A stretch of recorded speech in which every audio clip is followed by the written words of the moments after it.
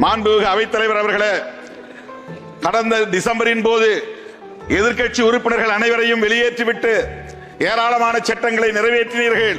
அதிலே 3 குற்றவியல் சட்டங்களும் அடங்குமாகும். அரசியலமைப்பு சட்டம் உறுப்பு எண் ஆர்டிகிள் 348 348 தெளிவாக சொல்லுகிறது, இயற்றப்படுகிற அனைத்து சட்டங்களும் ஆங்கிலத்தில் தான் இருக்க வேண்டும், அந்த பெயர்கள் ஆங்கிலத்தில் தான் இருக்க வேண்டும் என்று சொல்லப்பட்டிருக்கிறது.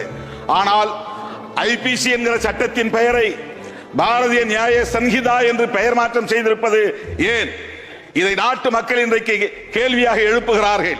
கிரிமினல் ப்ரொசீஜர் கோட் என்கிற சட்டத்தின் பெயரை பாரதிய நாகரிக் சுரக்ஷா சன்ஹிதா என்று பெயர் மாற்றம் செய்திருக்கிறீர்கள் ஏன்? இந்தியன் எவிடன்ஸ் ஆக்ட் என்கிற சட்டத்தின் பெயரை பாரதிய நியாய சாட்சிய அதிநியம் என்று பெயர் மாற்றம் செய்திருக்கிறீர்கள்.